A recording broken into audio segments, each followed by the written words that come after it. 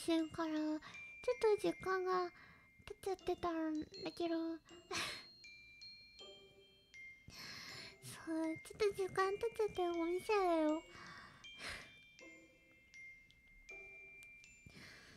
そう、ちょっとね、クイさんの体のパチュの、調子がね、あまり良くなかったので、そう、一回ね、ちょっとね、おかし引いたりしちゃうとね、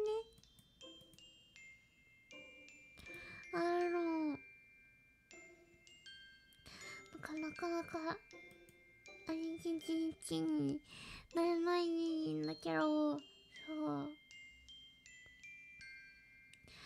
う、なので、今回ね、今回は、あれ、修理屋さんに行ってきました。そう、パーツをね、出してもらおうと思って。そう、いっぱいいろんなとこ見てもらいました。はい。ちょっと時間が空いちゃったからとても緊張してるんだけど、頑張ります。ちょっとあまり横手歩けなくてごめんなさいだよ。よいしょ。ね、あれ、今日ちょっと、はいつにずれちゃったんだけど、少しからまた頑張りましょう。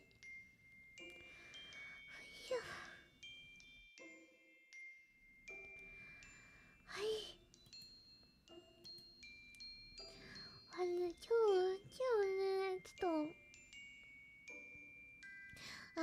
ょっと時間がちょっとごめんなさいってお話と、あとは、日曜日に動画を出しました。動画出したのよ。声が若干変になっちゃったんだよ、さっき。日曜日にお休みの時間、1回目の配信の切り抜きをあげました。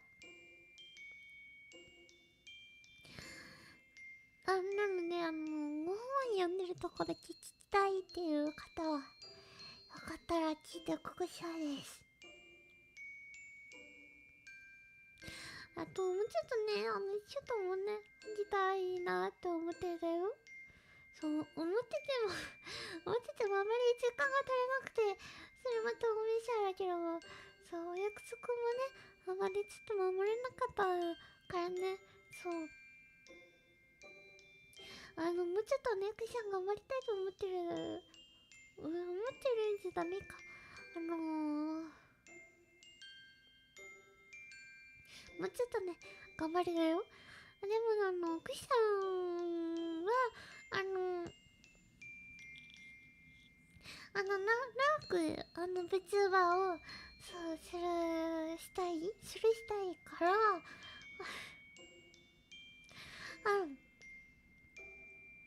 そう、クシャンの体調やらなんやらをちょっといろいろ見ながら細く長く活動できたらいいなって思ってるです。頑張ります。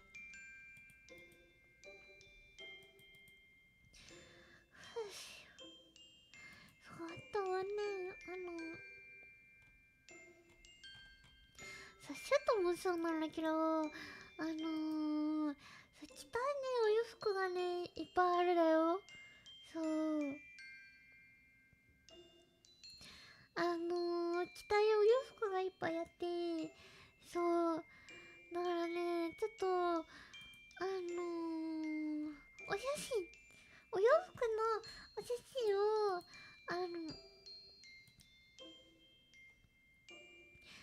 撮っていたお写真を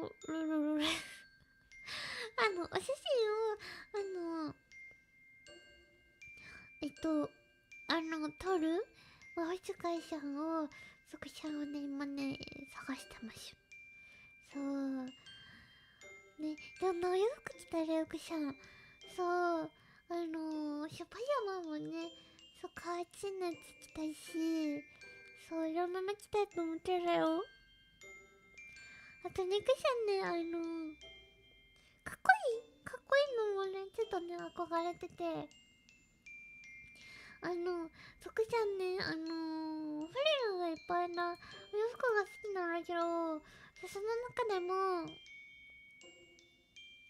軍服っていうのかな、軍服の、フリフリのやつが、そう、あるってね、よくしゃね、来たらよ。そう、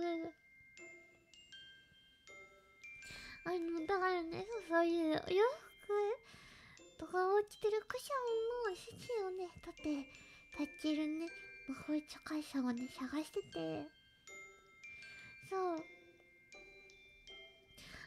見つかったらね、こう、毎月、毎月、毎月、毎月、いろんなね、お洋服をね、そう着たいと思ってるだよ。そう、あれだ、なんていうんだろう。チャイナもね、そう、かわいいからね。そう、とかね、そう。あと、もこもこパジャマもね、そう、いっぱいとか着たいのがあるのよ。そう。そう、だからね、そう。いっぱいいろんなの着て、そう、みんなに見せて、そう、いっぱいいっぱいね、皮ついてね、やってるよ。そうなので、クシャンはいろいろ頑張ります。そう、ちょっと、ちょっと今月はいっぱい、お休みをしちゃったんだけど、そう、ちゃんとね、頑張れるだよ。そう、次は、お休みをしないことを目標にします。そう、なるべくね、お約束を守りたいと思ってるだよ。そう、だからクシャンは、あれだね、お約束を守ることが目標にするだよ。そう、役者本当にパーツ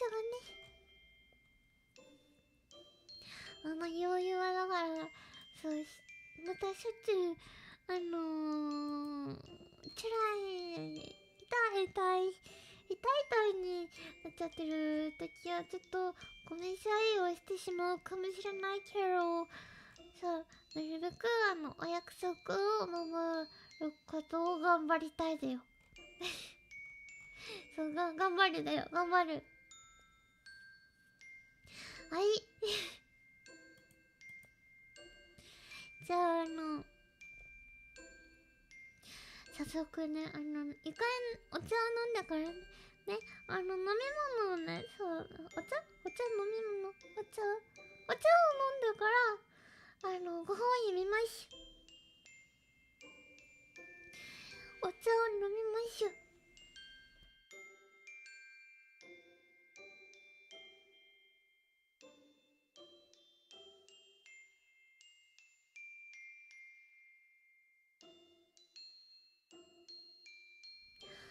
はい。今日はね、12時にはね、配信終わっちゃうから、そう、お話がちょっと短めで。そう、クシャね、そう、お歌をね、いろんなお歌が好きだからね、そう、この、お誕生日にあげたショートみたいにね、一発売りあんまお上手じゃないんだけど、そう、一発、間違えちゃってるでも、そう、出すってことをするだよ。そう、だから、また、なんていうんだろう、お歌ができる時間歌ができる時間に、そう、動画をね、撮ったりするの頑張りだよ。そう、今のくしゃんの頑張るのは、お約束を守ることと、お休みをしないことと、あと、血抜きをあげるのと、あと、ショートにお歌をあげるのを頑張るだよ。そう。あとは、お写真を撮るのが、得意な魔法使いさんを、そう、探しだよ。そう、くしゃん、いっぱい頑張るのあるけど、そう、一個一個ね、一つ一つから、そう、頑張りだよ。よし。それでは、ご本を読みましょう。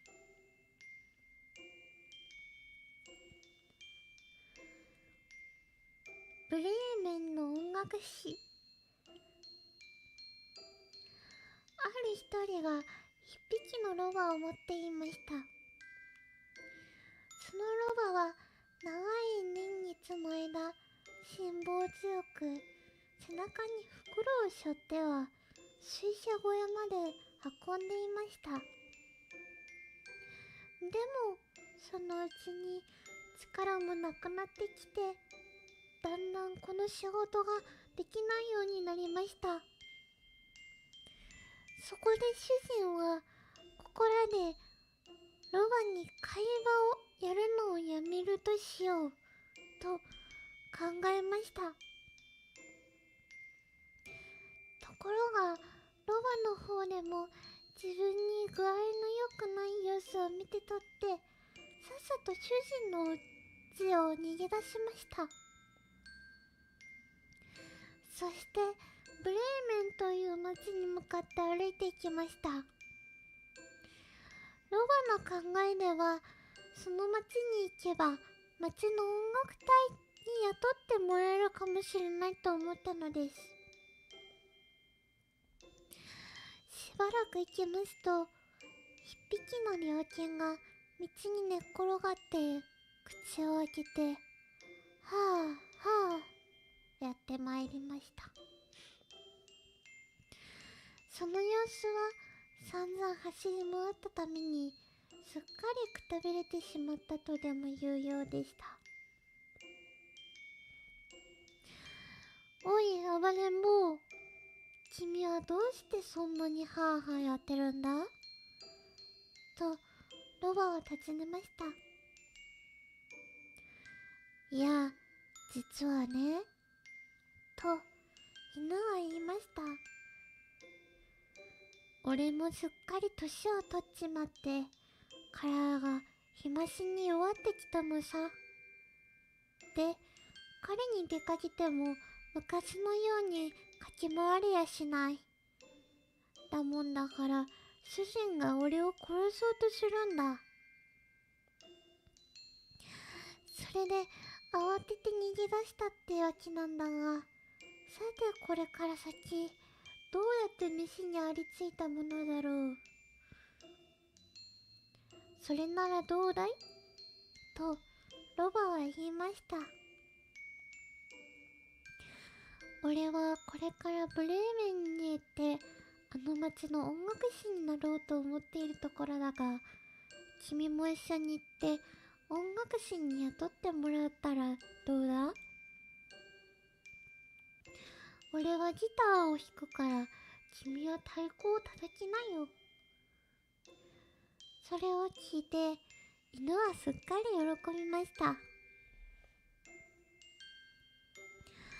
そこで2匹は一緒に出かけました。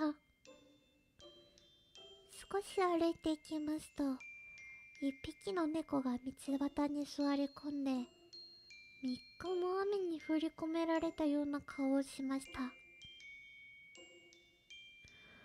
おや、ひげなばあさんで、何をそんなに困ってるんだねとロバは尋ねました。命に関わることだもの、のんきに構えちゃいられないさと猫は答えました。私はこの通り年を取っちまったし、歯も効かなくなった。それに、ネズミなんかを追いかけ回すよりも、ストーブの後ろにでも座り込んで、喉をゴロゴロやってる方が好きなのさ。ところがそうすると、うちのおかみさんは、私を川の中へぶち込もうっていう気を起こしたんだよ。それで私は急いで飛び出してきたんだけれど、と言って、うまい知恵もなし。これからどこへ行ったらいいだろうね。俺たち一緒にブレーメン行こうじゃないか。お前さんは夜の音楽がお得意だから、街の音楽師に雇ってもらえるよ。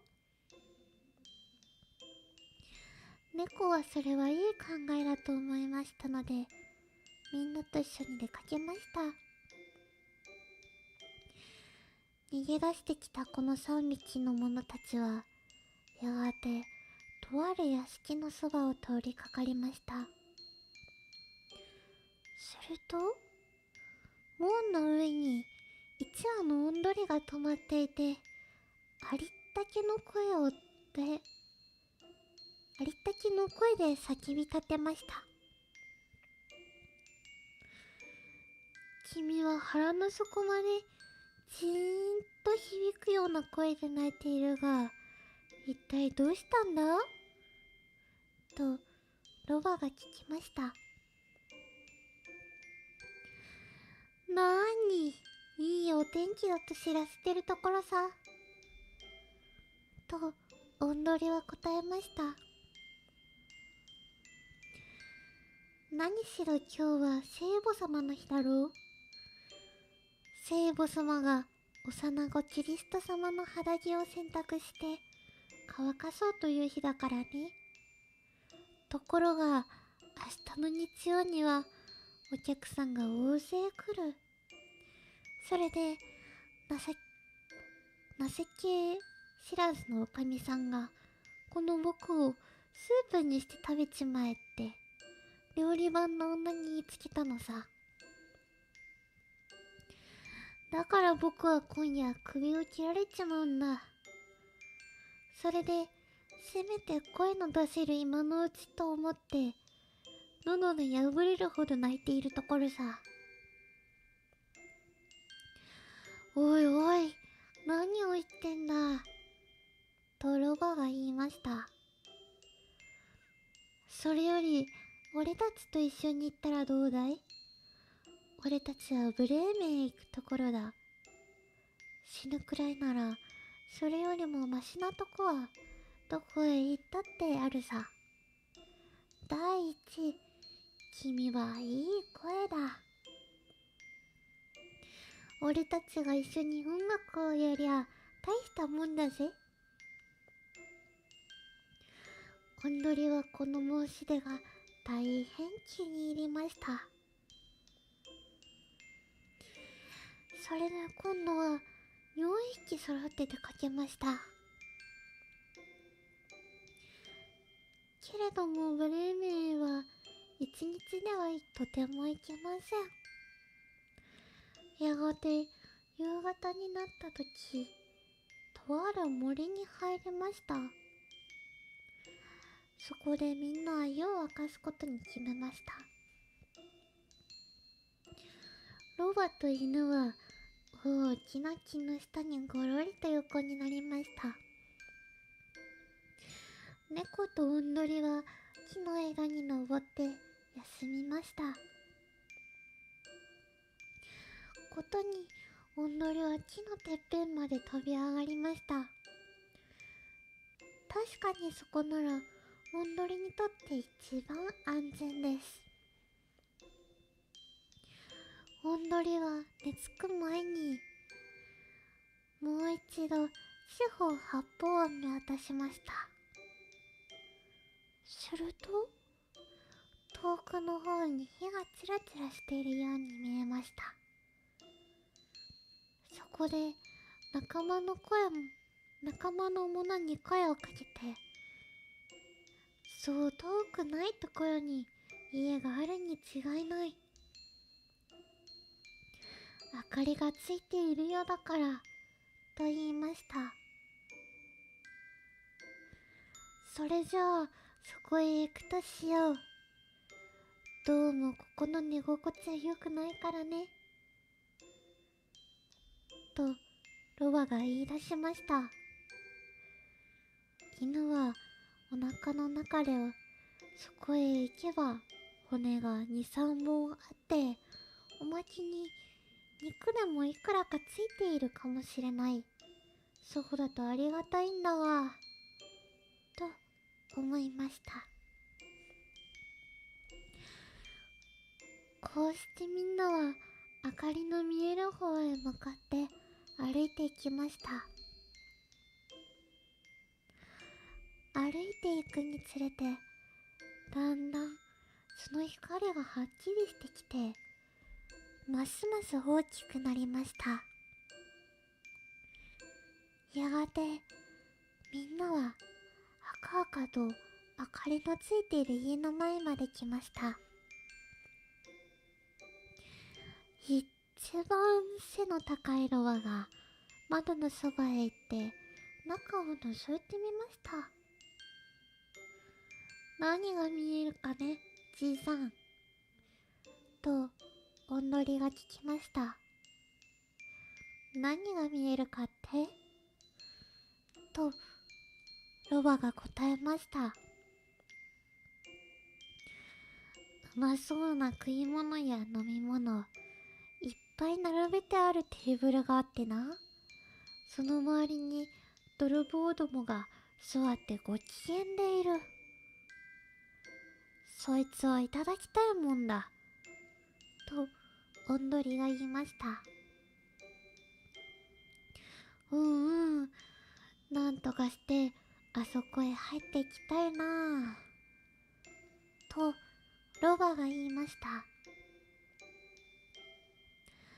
そこで動物たちは泥棒どもを追っ払うにはどうしたらいいのだろうかと相談を始めました。そしていろいろ相談した挙句、うまい方法が見つかりました。つまりロバが前足を窓にかけて犬がその背中に飛び乗る。そのまた上に猫が登り、最後におんどりが飛び上がって猫の頭の上に止まるということにしたのです。その通りの準備ができてますと、みんなは合図に合わせて一斉に音楽をやり始めました。ロバはヒヒーン、犬はワンワン、猫はニャオニャオ、おんどりはコキコッコと鳴き叫びました。それから窓を突き破って4匹は一斉に部屋の中へ飛び込みました。窓ガラスはガラガラピシャンとものすごい音を立てて壊れました。泥棒どもはこの恐ろしい叫び声を聞いてびっくりして飛び上がりました。てっきりお化けが飛び込んできたに違いないと思い込んだのです。みんなは震え上がって森の中へ一目散に逃げていきました。そこで4匹はテーブルについて残ったごちそうをうまそうに食べました。それこそこれから一月ぐらいは何も食べられないとでも言うように腹いっぱい詰め込みました。4匹の音楽師はごちそうを食べ終わりますと明かりを消してメイメイメイの生まれつきに従ってそれぞれね具合のいい場所を探しました。ロバは汚い藁の積み上げてある上に横になり、犬は戸の後ろに寝転びました。猫はかまどの上の温かい灰のそばにくるまり、おんどりは胸の横木の上に止まりました。みんなは長い間歩いて疲れ切っていたものですから、すぐにぐっすり寝込んでしまいました。真夜中過ぎになって泥棒玉が遠くから眺めますと、家の中の明かりはもうついてはいませんでした。それに嫌に静かな様子です。そこで頭が言いました。俺たちはあんなにびっくりしなくてもよかったんだ。そして一人の手下をやってうちの様子を探らせました。手下を行ってみますと、うちの中はシーンと静まり返っています。それで台所へ入って明かりをつけようとしました。ところがその時、この男は火のように燃え上がってる猫の目を炭火だと勘違いして、その目にいきなりマッチを押し込んでしまいました。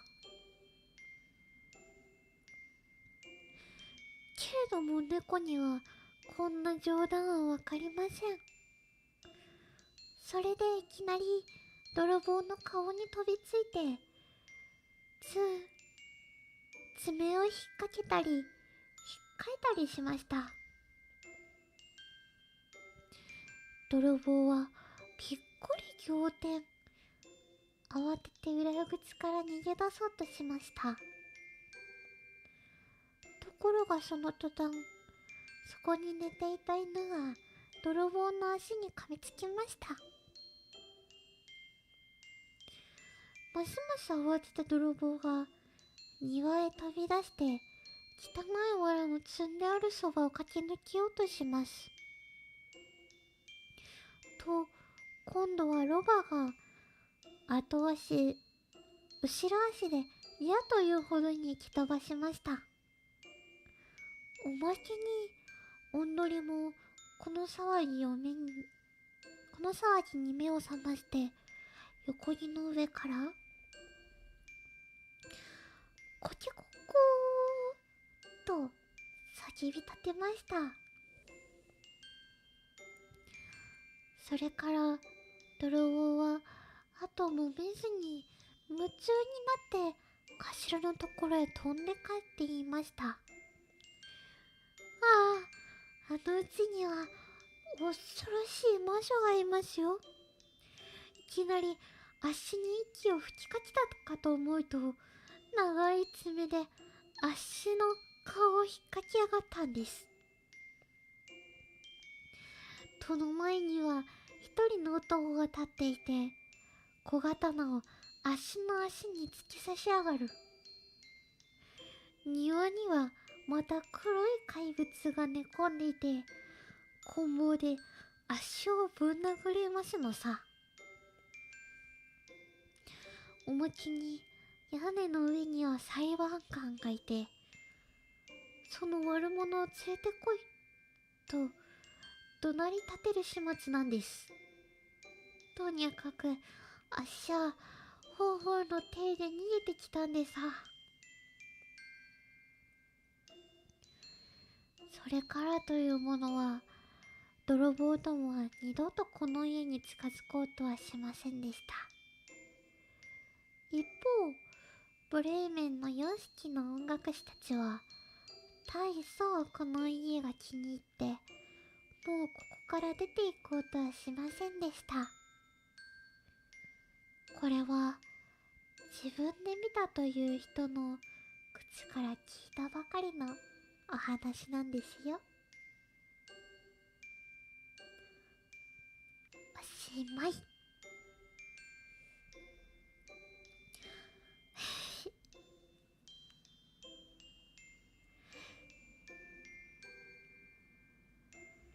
ょっとあれね、久しぶりの朗読だったから駆け足でやってしまっただよ。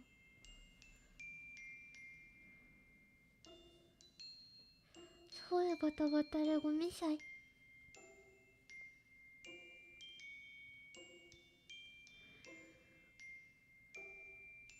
いしょ。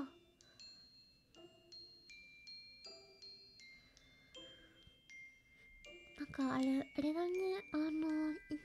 配信で読んだ5本、あれまた動画かなんかで、あれリベンジしたいだよ。なんかね、いっぱいね、そう、今日は久しぶりの朗読だったから、ちょっとマイク音がね、音を大きくするのに意識が向いちゃってたから、そう、とてもね、駆け足の、こう、いつもみたいな、お休みな朗読じゃなかったかもしれない。お店だよ。またね、次もね、来週、頑張るよ。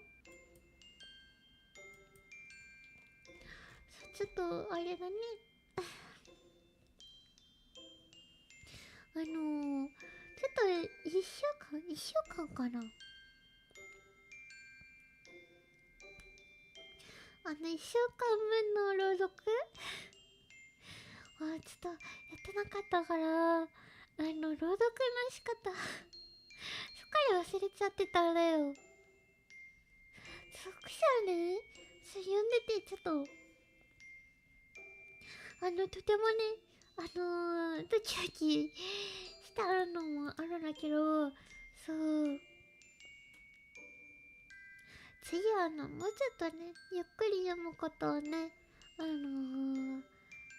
ながらやりたいと思います。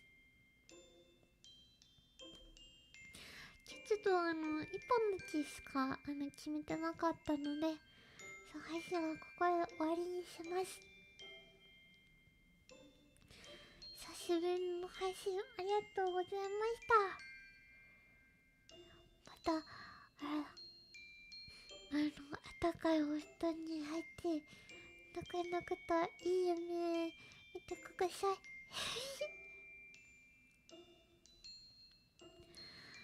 はい、今朝もねんねして、朗読の練習頑張ってするだよ。じゃあ、おやすみなさーい。